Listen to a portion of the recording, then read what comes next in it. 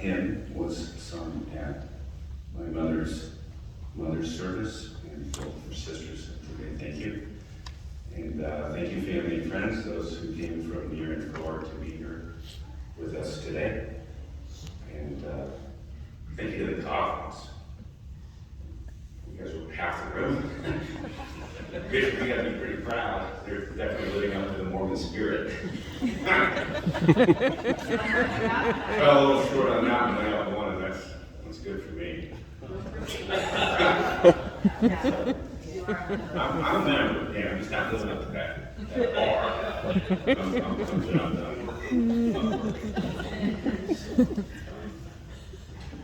Ryan Blake, I mean, he was just born. What a name, what a strong name, right? Somebody like a soap opera star or something.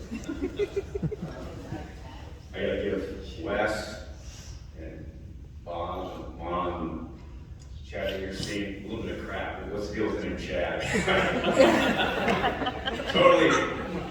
totally missed the mark on that one. Don't forget about Chad, he's a really good guy now too. That's always a dork on TV, right? You're not dealing with Ryan Blake. Jeez. I gotta tell you, let me tell you what it was like to be the brother of Ryan Blake. It was pretty intimidating. Yeah? You heard a lot about Texas and Arizona. We had a great childhood in Arizona.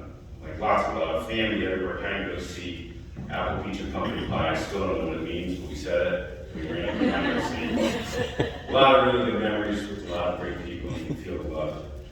And Mom was right when we moved to Texas, boy, it ripped our hearts out. We cried and cried and cried. And it was a tough experience. But Texas became home. You know, we got best friends here from Texas, right? Some dorks named Chad. Sorry.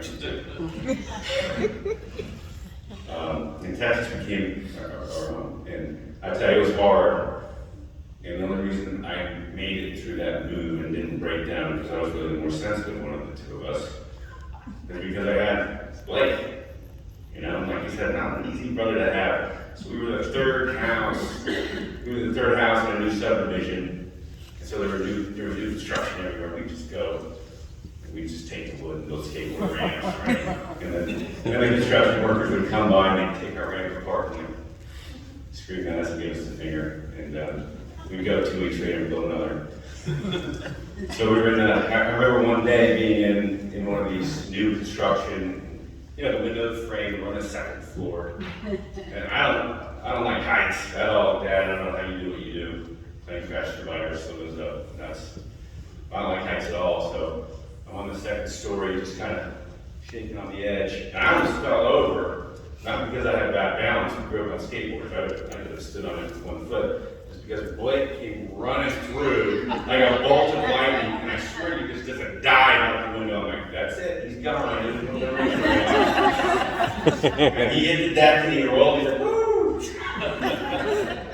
And like, come on. I was like, I'm sitting there thinking, did the stairs explode? No, dude, I walked down the stairs, and I was like, what's wrong with you, man? Give me a freaking heart attack. I was just Blake. Lion heart. And, you know, what impressed me the most about him was his care for animals of all types, his care for children, his care for his family, his loyalty, as my mother said, fiercely loyal, fiercely courageous. Really, lion heart.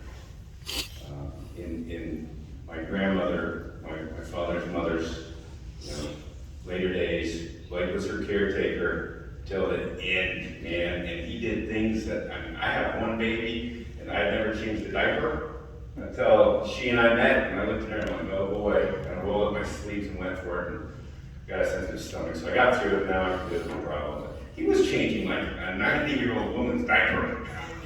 Like, there's a big volume difference in the size of the contraption, different volume difference in what comes out. I mean, I can't even imagine. More cleanup, surface area. Like, no.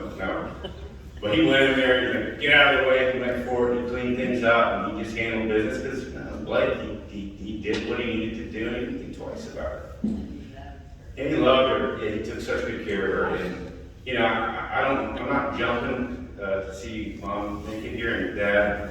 I mean, beautiful. No offense, mom. It's just not the natural order of things, right? So, let alone seeing grandma naked. That's a tough one. But Blake went in there, bathed her, and I think dad told me they were naked alarm, naked alarm. I don't want to see her naked, so dad would run and let us handle business.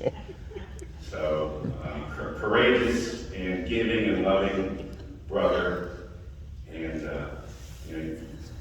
I don't think I understood how much wisdom he had, because I'm a worrisome dude, right?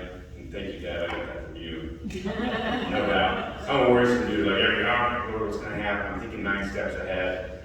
And Blake did not have that problem. He did not have that problem, boy. And, there's some wisdom in that. And definitely some wisdom in his courage, which I admire so much. I'll tell you, Blake taught me one of the best lessons in my whole life, and that was to be a good listener. I would get on the phone with him for an hour at a time, and he would talk about things that I really have zero care about. Sorry, I don't care about football, I can care less. I don't really like reptiles, and I hate snakes. And he would want to talk about these things, and I didn't want to be a good brother, so I'd listen and put the earpod in, and I'd be doing other stuff, and then he said, "So what do you think?" I'm like, yeah.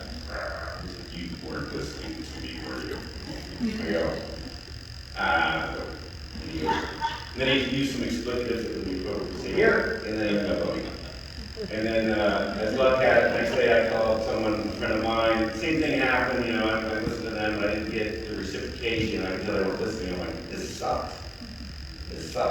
So I'm going to be a good listener, you can tell me that, and I think that's one of the reasons why I've had any level of accomplishment and achievement in this life. So he made me a better listener, I've learned a ton from him, and one thing I promise you, Blake, a couple things, right? I'm going to borrow your worry-free heart and your lion heart. Your heart lives in me. You live this life as you're being my little brother, but now I live to you as my big brother in heaven. You're an amazing person. I'll close with this, something I heard at the airport on the way down. I'll probably push this, but I heard a guy say, a man, don't take offense to ladies, a person who plants a tree knowing that they will never sit in its shade begins to understand the meaning of life. And so that way, I thought it was beautiful. I thought it was something. And like planting a lot of trees, in the backyard, 120 or something, but he planted seeds as well. He planted seeds for me and all of us. So for all of you that love him, thank you for being here. And Tristan, I'm so impressed by your eloquence of speech and your courage. And Mom and Dad, you guys are really doing a great job. And Rochelle and Chandler and to all of you, thank you for being here. Love you. Love you, Blake, forever.